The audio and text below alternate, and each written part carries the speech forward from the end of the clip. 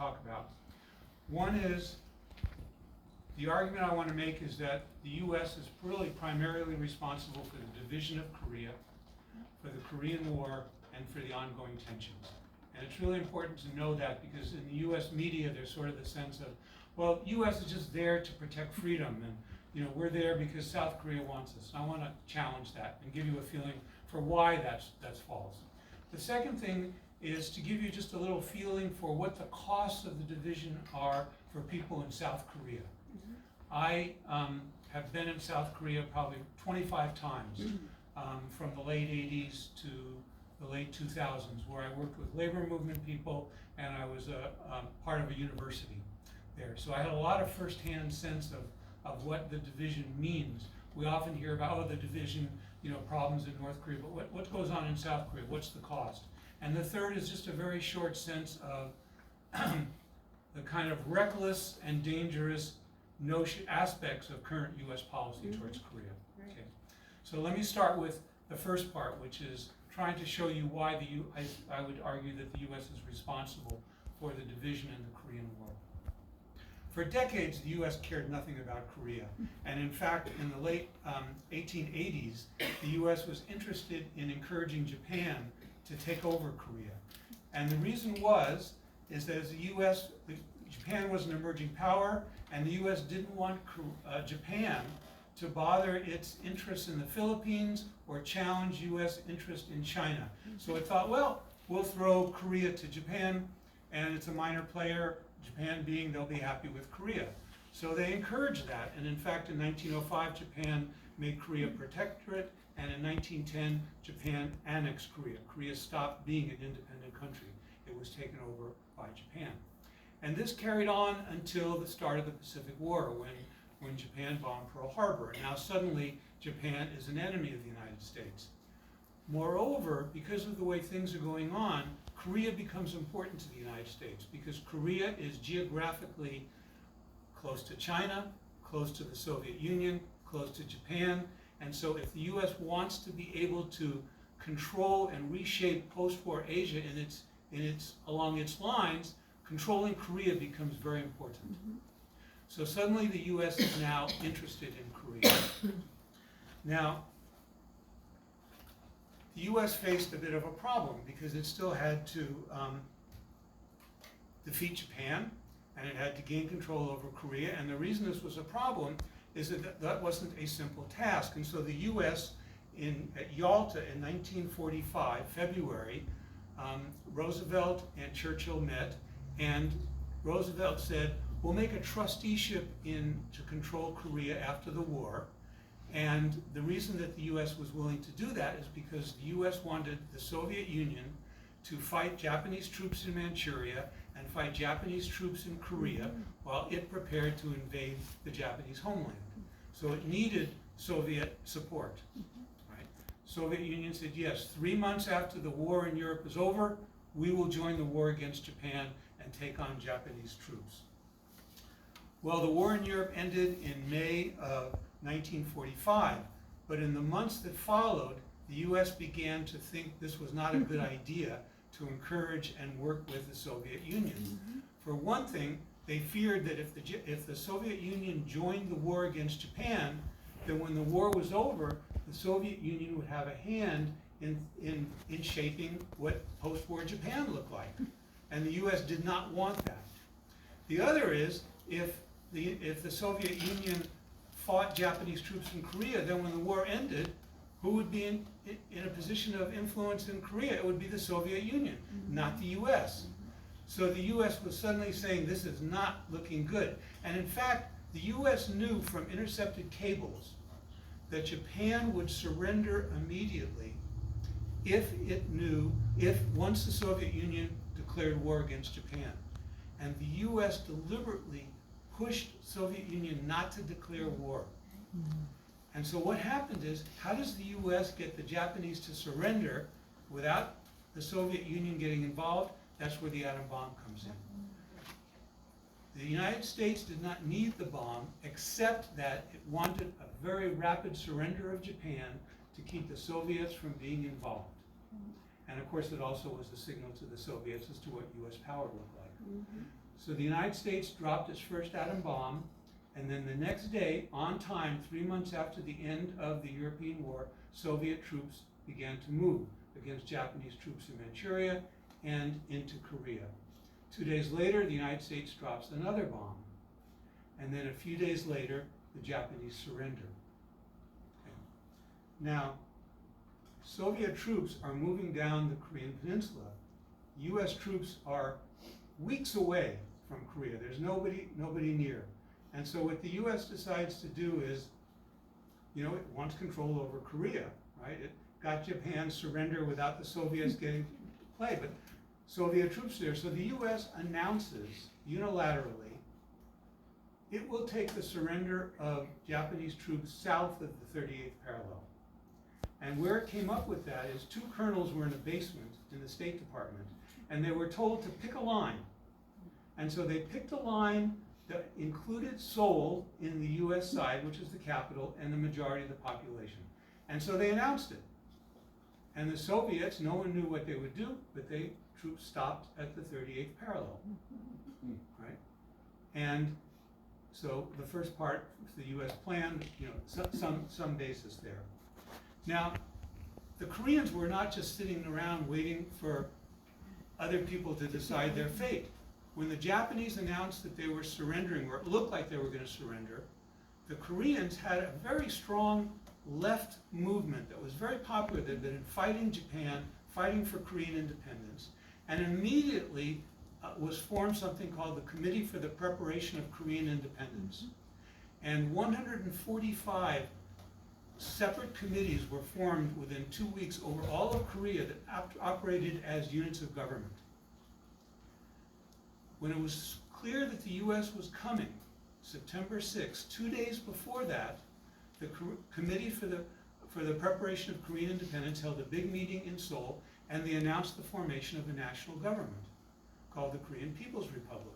And all the separate 145 committees became people's committees and units of government. And the Koreans were saying, we have a government of all of Korea. They had a press, they had control over the industries that the Japanese had. There was an independent labor movement that pledged support, independent farmers movements that pledged support. In fact, there was a man named Edwin Pauley, who was Truman's close advisor, who said, and he didn't say this in a positive way, communism has the best chance to succeed in Korea than anywhere else in the world because of the particular nature of the way in which the Japanese had collapsed and the Korean labor and farmers movements had arisen, and this government came. Now, in the North, the Soviet Union respected the people's committees, and they allowed them to elect their leaders. The US arrived and immediately declared the Korean People's Republic illegal, and within a week declared that the labor unions that were associated with it illegal. And what did they do? They set up a military government. They established a military government in the South, and this is beginning now. What's going on in the North is land reform, women's rights. What's happening in the South is military government, dictatorial control. Some of the same Japanese who controlled the country before were put in charge. Same with the police, repression. So people objected. And in 1946, there were uprisings throughout South Korea that the US military had to put down. And for the US, it became very clear they were not going to control all of Korea. They couldn't control the North. People's republics were popular. And they weren't sure how they were going to control the South, but they felt they could because they had a military government there. And so what they basically came to the conclusion was, we need to break the South off from the North and maintain a South that we can control. That's the best we can do. Right? So this was the plan. And in fact, by repressing the people's committees that were part of a national Korea, they set in motion this division, and the different politics increased this division. Now, what becomes really important is the South Korean government that the US was creating was very unpopular, so what the US did was it brought the UN in. Now, the UN was not supposed to be involved in these post-war decisions. They weren't involved in Germany, they weren't involved in Japan. The UN was supposed to be for ongoing, But the US brought the UN in, got it to hold an election in the South, which was opposed by Koreans. Almost all Korean groups moved to the North for a big conference, stopped the separate US election. The US went ahead, the UN went ahead, created an election. All the political parties with the right-wing party, led by Syngman Rhee, who the US had brought over, boycotted the election. So Syngman Rhee won, and there was a South Korean government now. And the North followed by creating its own government. So now you had two separate governments, all set in motion by US policy. Now, neither side really was accepting this division, this artificial division. And so you began to have cross-border attacks. Even the West admits that most of these attacks, South Korean military going across the border into the North, testing North Korean defenses, North Korea doing the same occasionally, but most of them were initiated by the South. Syngman Rhee wanted the US to invade the North, defeat the North Korean government, and expand his control over the North. Kim Il-sung, who was a guerrilla fighter and was now the head of North Korea, wanted to move in and get rid of the US puppet government and unite Korea by expanding the North Korean system. And so this was kind of a back and forth with military excursions in the very same place where the Korean War began. See, the Korean War didn't begin that day of troops crossing, and in fact, it's very unclear whose troops crossed first. I'll just mention that again a little bit later. But the war begins. And here I just want to say a few things about the war and not get into great detail. First, it was a civil war. And it would have been ended very quickly with the North winning because it was the popular side if it wasn't for the US intervention. Second, as soon as the war began, and there was a great sense of excitement by many US political and military leaders because they wanted to use the war to expand it against China and Soviet Union because they felt that the US had the military advantage then, and they wanted to get rid of the communists in China and the communists in the Soviet Union while they had the advantage. So they were hoping that the Korean War would expand. And in fact, MacArthur and others did everything they could to expand the nature of the war. MacArthur wanted to drop 35 nuclear bombs around the North Korean-Chinese border and even up around the Soviet border. The third was the US pulled the UN into the war. The United States told the UN that the North Koreans had started the fighting, and it isn't clear that that's true. There's a good reason, I won't get into the argument now, that the South Koreans went across the border first and drew the North Koreans in on purpose to get this war going. But the UN never said, let's talk to the two sides of Korea. Let's have a ceasefire. And one of the reasons is because the US began bombing North Korean positions before the UN voted, so the UN fell in line behind the US and said, okay, North Korean invasion, we support the US.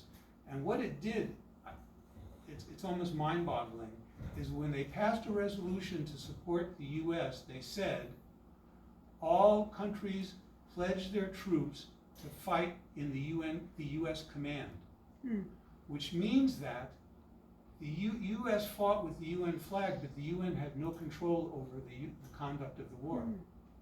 Even now, when you see a UN flag in the DMZ, it's US. So this was a war fought under the UN flag, but as the war went on, many countries said, why does the US do it? They had no control. They had given it up by the way they had supported the war.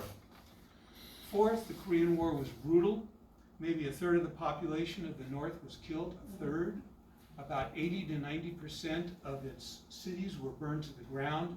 The US Air Force had to ground its planes because there were not targets left that made it worthwhile to fly and bomb.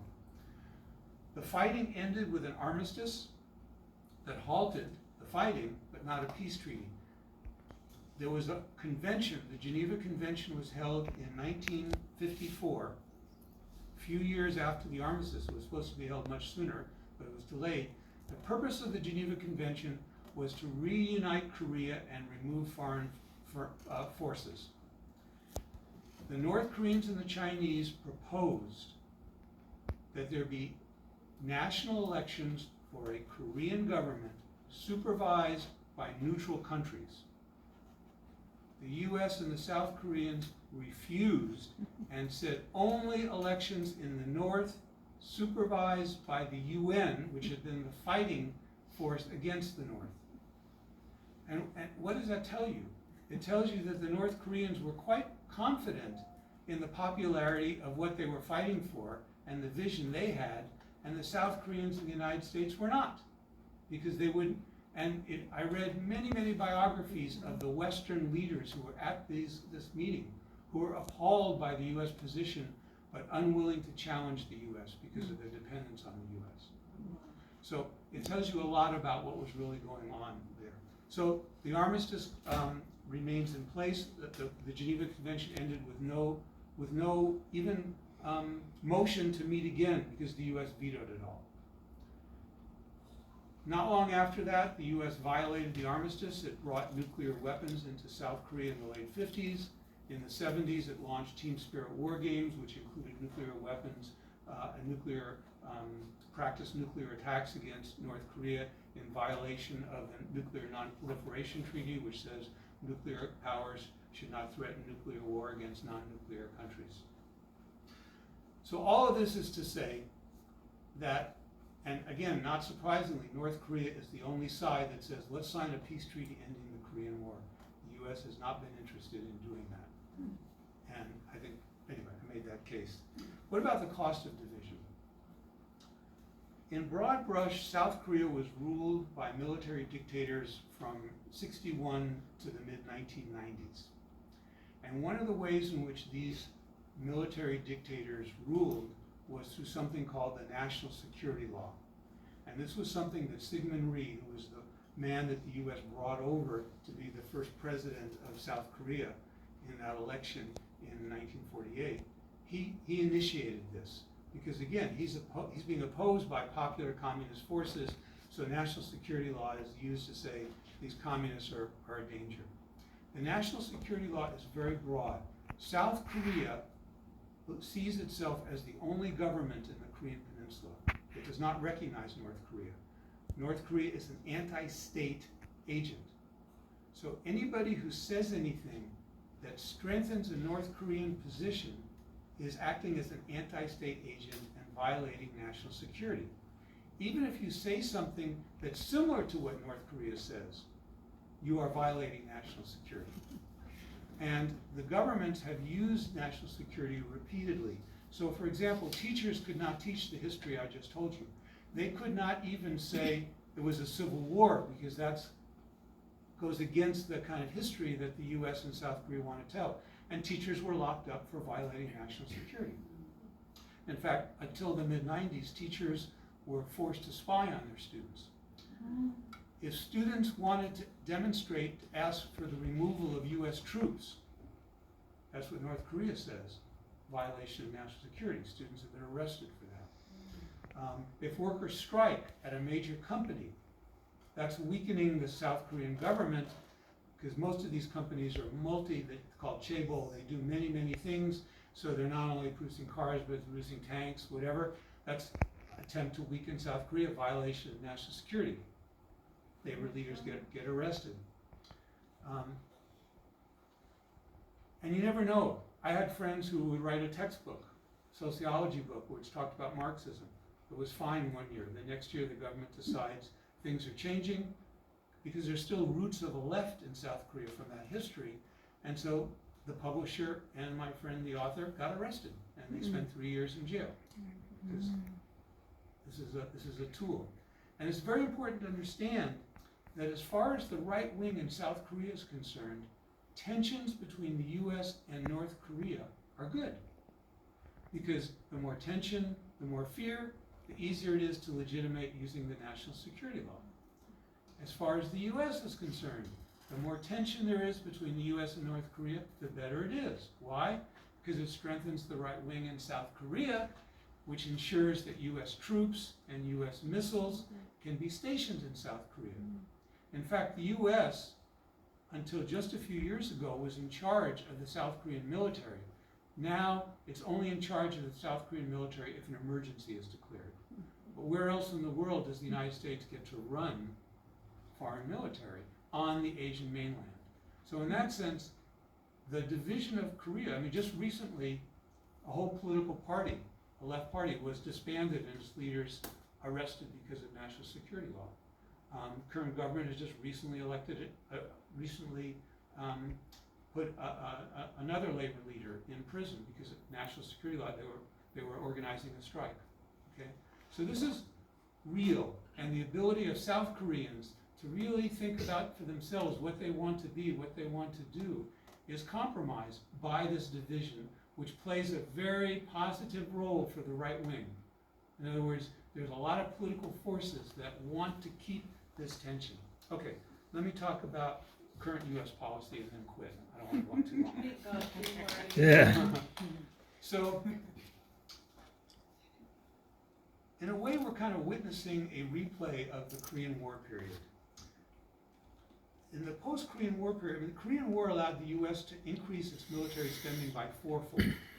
And it started to talk about the worldwide threat of communism, and essentially used that to say to the rest of the world, you're either with us, and we protect you, and we give you economic benefits, or you're against us.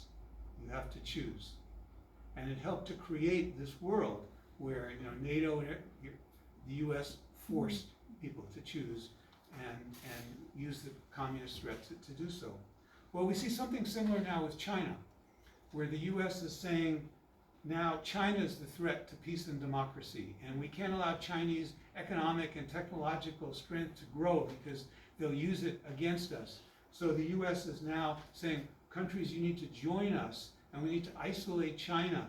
And you know, you're either with us, against us. If you're with us, you get these benefits, you get access to our markets. You're against us, your technology is going to be embargoed, you're going to have trouble. So in a way, we're seeing kind of a similar development, and South Korea is very key to this policy. The U.S., in fact, there was a meeting today in Camp David with the Japanese, South Koreans, and the U.S., and what emerged is the beginning of an Asian NATO directed against China and North Korea. Right. Whatever happens is SEATO. It's not sufficient. So what they're doing now, the U.S. needed Japan and South Korea to be brought together. And what's been happening now is, for example, in May of this year, the United States, Japanese, and South Korea carried out a series of war games and developed ways to develop an interlocking missile system with missile defense system. And all of these are aimed at China and North Korea. And so the U.S. is building this alliance that's focused on China and of course on North Korea, and the North Korean threat helps to, you know, create a justification for missiles in South Korea, so on and so forth. In July of this year, the U.S. Air Force conducted 8 straight days of provocative flights right up to the North Korean border to test the North Koreans' air defense system and to make it waste fuel. Later in July, the U.S. sent a nuclear submarine with missiles equipped with nuclear warheads to Busan Harbor. First time they did that since 1981. And then a few days later, they sent another submarine, nuclear submarine, to Jeju Island to dock at, I know a lot of you are familiar with that, but to dock at a naval base whose only justification is to project power against China. So the U.S. is busily creating this threat. Now, the North Korea response was to fire off some missiles and say they would use nuclear weapons to defend themselves. What does the Western press do? North Korea is so reckless. The whole sense of context is kind of lost. So what we have is, and with this kind of East Asian NATO being built, is a militarization of the region. And even if war is avoided, what's happening now is the militarization of Japan, the further militarization of South Korea, the militarization of China, the militarization of the United States, the strengthening of right-wing governments in Japan, the strengthening of right-wing governments in South Korea. This is a policy that has tremendous consequences. And people in South Korea do not want to be put in this position of being enemies to China, and they certainly don't want to be put in this position of having no control over what the U.S. and Japan might do in triggering a war that they're going to get drawn into. So peacekeeping, fighting against this is very important, and that's why this film is, I think, very important. It's an example of the kind of efforts that people are making to be citizen peacemakers and to push through what government policy is. And the last thing I'll say, and then I'll quit, is that if you want to keep up on what's going on in Korea, one good way, the group Women Across DMZ is still ongoing. They have a very good webpage. But also I work with a group called the Korea Policy Institute. And if you look them up, we have, thank you again, we have lots of articles that we keep putting up. We have a huge reading list on the Korean War and its contemporary consequences.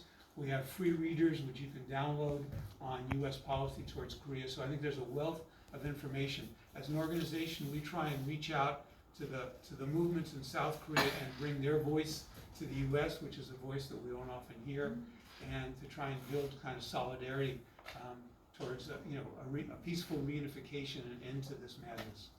So with that, let me quit and say you have a treat if you haven't seen it. Thank you. We tried to stop wars. We have to own this moment. We're all saints on God's world.